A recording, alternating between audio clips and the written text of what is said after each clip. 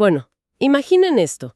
Si intentamos forzar agua a 15 grados centígrados a través de una tubería industrial, digamos de 2,5 pulgadas, y de repente bloqueamos más de la mitad de ese paso con un disco de metal, la dinámica de ese fluido se vuelve violentamente caótica. Sí, es un caos total. O sea, las matemáticas colapsan en millones de variables impredecibles. La presión se dispara, se forman remolinos erráticos, el agua entra en un estado de frenesí absoluto. Y lo increíble es que las industrias multimillonarias de este planeta dependen de saber con precisión milimétrica cuántas gotas de esa agua, o de petróleo, o de algún químico agresivo, logran llegar al otro lado de todo ese caos. Y fíjate que ese es justamente el problema central que vamos a abordar en nuestro análisis a fondo de hoy. Porque el caudal es, por mucho, la variable de proceso más difícil de medir en todo el mundo industrial. Totalmente. Y la misión de esta exploración profunda es desentrañar cómo la ingeniería ha resuelto este problema enorme durante los últimos 300 años, ¿verdad? Y bueno, para armar todo esto revisamos textos académicos de ingeniería mecánica, diagramas técnicos de instrumentación, transcripciones en video sobre dinámica de fluidos y hasta ejercicios matemáticos súper prácticos sobre placas orificio. Exacto, porque el comportamiento de un fluido en movimiento dentro de un espacio confinado es, por naturaleza, inestable. O sea, la ingeniería ha tenido que librar una batalla constante entre la eficiencia energética, la resistencia de los materiales y esta necesidad imperiosa de tener datos exactos. El secreto está básicamente en lograr domar esa física. Claro. Y, a ver, para dimensionar el tamaño de este reto, creo que primero hay que entender a qué nos enfrentamos cuando un fluido viaja por un tubo. Porque no es un bloque sólido que simplemente avanza como si nada. No, para nada. El comportamiento cambia drásticamente dependiendo de la velocidad. Y esto nos lleva al clásico experimento del físico Osborne Reynolds. Consistía en inyectar una línea de líquido coloreado dentro de un tubo de agua transparente. Ajá, el del colorante. Ese mero. A velocidades bajas, la línea de color viaja recta, o sea, sin mezclarse. El fluido se desliza en capas paralelas perfectas. Esto es lo que conocemos como flujo laminar. Que suena súper tranquilo. Sí, es una condición sumamente ordenada. La fricción se da suavemente entre las propias capas del fluido y las paredes de la tubería. Pero el problema surge cuando la velocidad aumenta. Esa línea recta y perfecta de colorante de repente se rompe por completo. ¡Wow! Las partículas del líquido empiezan a moverse en todas direcciones, cruzándose de forma súper violenta, chocando y formando vórtices a nivel microscópico y macroscópico. Básicamente, la turbulencia toma el control total del conducto. A ver, analicemos esto un poco, porque es una imagen súper potente. Es como pasar de una autopista donde todos los autos respetan estrictamente su carril y van a la misma velocidad, a, no sé, una pista de autos chocadores, donde cada vehículo rebota sin un patrón aparente. Es una analogía perfecta. Y en el mundo del diseño industrial, todo esto se calcula con el famoso número de Reynolds. Es una combinación adimensional, digamos, una fórmula matemática que mezcla el diámetro del tubo, la velocidad, la densidad y la viscosidad del fluido. Y ahí hay como unos límites muy claros, ¿no? Exactamente. Si ese número se mantiene por debajo de 2000, estás en la zona segura, tienes flujo laminar. Pero si supera los 2300, el caos turbulento es irreversible. Y esto plantea una pregunta crítica, porque si casi la totalidad de los flujos en las plantas industriales de la vida real operan muy por encima de ese umbral de 2300, o sea, en régimen turbulento donde la velocidad varía en cada punto de la tubería, ¿cómo es posible medir un caudal constante? Esa es la gran paradoja. Porque claro, las gotas en el centro del tubo van muchísimo más rápido que las que van rozando las paredes. E incluso esas velocidades relativas cambian milisegundo a milisegundo por los remolinos que mencionábamos. Claro, no puedes medir en un solo lugar. Exacto. Meter un sensor en un solo punto para medir la velocidad de un río turbulento no sirve de nada, porque el punto de al lado ya tiene una velocidad distinta. Lo cual nos lleva de vuelta al ejercicio matemático que vimos en las fuentes. Este de la tubería de 2,5 pulgadas bloqueada por el disco de metal. Aquí es donde se pone realmente interesante la cosa. Al calcular el número de Reynolds de ese sistema en particular, el resultado superaba los 1.1 millones. Una locura de turbulencia. Una turbulencia brutal. Pero, sin embargo, ese bloqueo intencional, esa famosa placa orificio, fue durante décadas la respuesta principal de la ingeniería para medir el caudal. En lugar de intentar leer el flujo turbulento de manera directa, decidieron estrangular la tubería a propósito para deducir el volumen basándose en los cambios de presión. Tal cual. Y ahí es donde entran en escena Daniel Bernoulli hace como 300 años y luego Giovanni Battista Venturi en 1797. Ellos establecieron el principio de presión diferencial. O sea, al forzar a un volumen de líquido a pasar por un cuello de botella, como un embudo, su velocidad tiene que acelerarse obligatoriamente para que la misma cantidad de masa logre cruzar en el mismo tiempo. Claro, tiene menos espacio, tiene que ir más rápido. Eso es.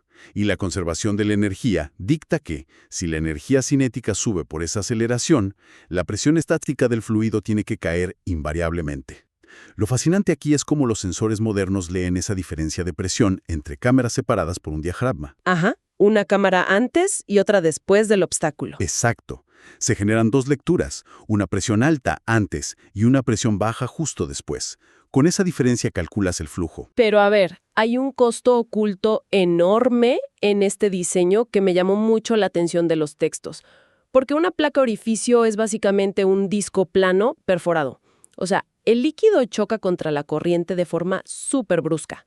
Esa turbulencia extrema de 1.1 millones de Reynolds causa lo que en ingeniería llaman una pérdida de presión no recuperable. Sí, un gran problema. Es que es pura energía mecánica disipándose en forma de calor y de ruido por la fricción de esos remolinos.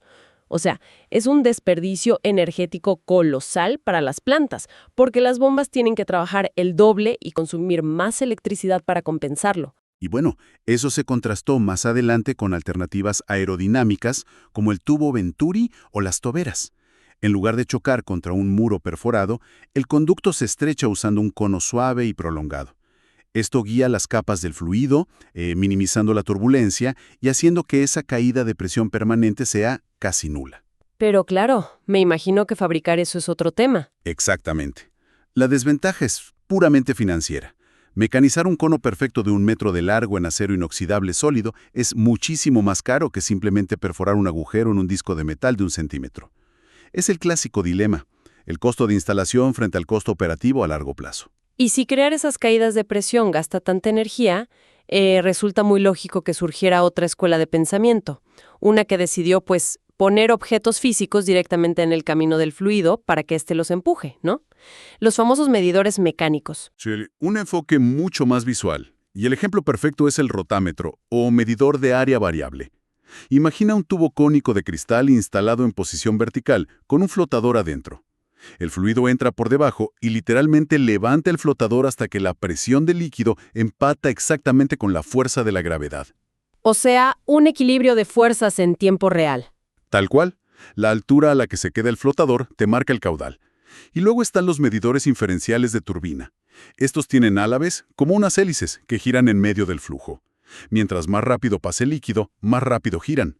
Es como un molino de viento, para que quienes nos escuchan se hagan la imagen mental. Muy buena analogía. Y esos a la vez interrumpen un campo magnético para generar pulsos eléctricos. Pero además tenemos los medidores de engranajes o de desplazamiento positivo. Estos usan ruedas ovaladas que capturan cantidades conocidas y exactas de líquido en cada rotación. Que es como, imaginen los molinetes de metal en la entrada de un parque de diversiones. Esos que se traban físicamente y cuentan de forma exacta a cada persona que entra. Pero aquí hay que empujar la lógica un poco, porque en la industria los fluidos reales no son agua cristalina. Arrastran tierra, óxido, minerales, sólidos. ¿Acaso todo eso no destruiría rápidamente estas partes móviles? Esto plantea una pregunta importante. Y la respuesta es sí, absolutamente. Ese es el gran talón de Aquiles inevitable de cualquier dispositivo mecánico en contacto con el fluido. Someter piezas con tolerancias tan finas a un flujo abrasivo continuo equivale a meter una turbina en una máquina de chorro de arena. Se destrozan. Se destrozan o pierden su forma geométrica, o se atascan por completo. Por eso estos medidores requieren fluidos muy limpios y la instalación de filtros previos, los famosos strainers. Y mantener esos filtros limpios implica costos de mantenimiento y tiempos de inactividad que nadie quiere. Claro. Y me imagino que para evitar esos bloqueos físicos y las partes rotas, la ingeniería tuvo que buscar soluciones desde afuera del tubo. Entramos de lleno a la era tecnológica, usando el sonido y las leyes fundamentales del universo. Así es. Fue una evolución hacia instrumentos de altísima tecnología. Y podemos empezar con los ultrasónicos, que están basados en los estudios teóricos del sonido que hizo Lord Rayleigh en 1877. El principio es medir el tiempo que tarda una onda acústica en viajar a través del fluido. O sea, se usan dos ondas, ¿no? Exacto. Se emiten dos ondas de ultrasonido en diagonal. Una viaja a favor de la corriente y la otra tiene que luchar en contra.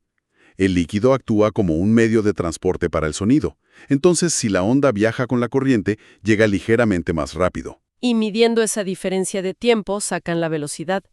Pero me pareció una maravilla leer en las fuentes sobre la tecnología clamp-on de estos ultrasónicos. O sea, el hecho de que las ondas simplemente se abrazan por fuera del caño sin siquiera tocar el líquido. Sí, es una ventaja monumental. Piensen en las implicaciones de seguridad.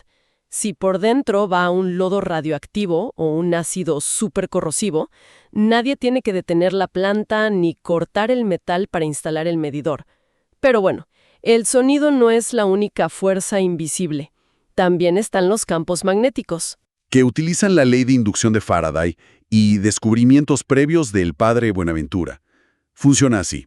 Se genera un campo magnético perpendicular al flujo. Y a medida que un líquido con conductividad pasa por ahí, ocurre una reacción súper interesante. Sus iones, las partículas con carga positiva y negativa, experimentan una fuerza y se separan. O sea, las positivas se van para un lado y las negativas para el otro. Exacto. Y esa separación crea un voltaje que es directamente proporcional a la velocidad del fluido. Unos electrodos en la pared leen ese voltaje. Pero ojo, esto solo funciona para fluidos polares, o sea, líquidos conductivos como el agua o ciertas soluciones químicas. Si intentas usar un medidor magnético en un oleoducto con petróleo crudo, no va a servir de nada porque los hidrocarburos no son conductivos. ¡Qué detalle tan importante! Y para completar este arsenal tecnológico sin partes móviles, también mencionaban en los diagramas al medidor Vortex, basado en el desprendimiento de vórtices. Ah, el efecto de la calle de vórtices de von Karman. Es fascinante. Se inserta un objeto sólido, una barra atravesando el tubo. Cuando el fluido choca contra esta barra, no puede fluir suavemente.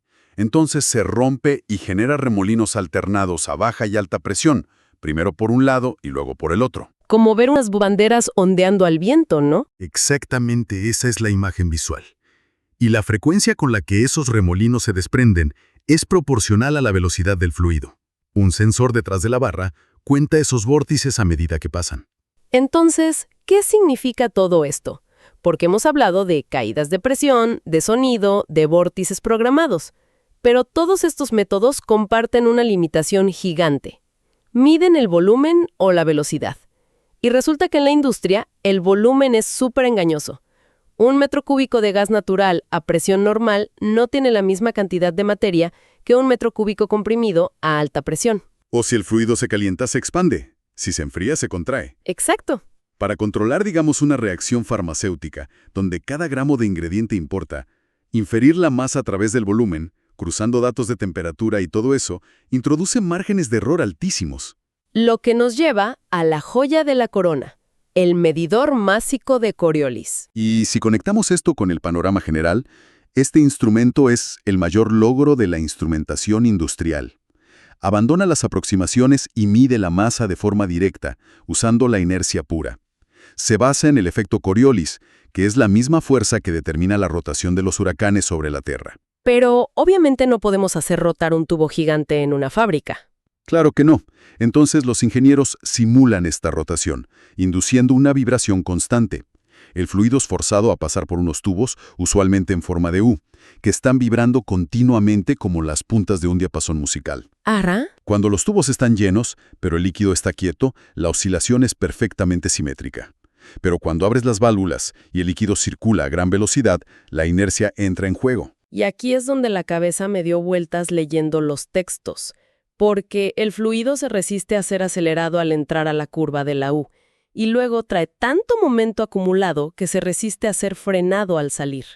Y esa resistencia inercial opuesta en la entrada y en la salida provoca que el tubo se retuerza sobre su propio eje. ¡Wow! O sea, que se tuerce físicamente. Así es. Un lado se retrasa ligeramente respecto al otro en su ciclo de oscilación. A esto se le conoce como un desfase o phase shift. Este desfase milimétrico es directamente proporcional al caudal másico, no al volumen, a la masa real. Es increíble, porque es totalmente independiente de la temperatura, la presión o la densidad. Mide desde menos 200 grados centígrados hasta 350 grados centígrados.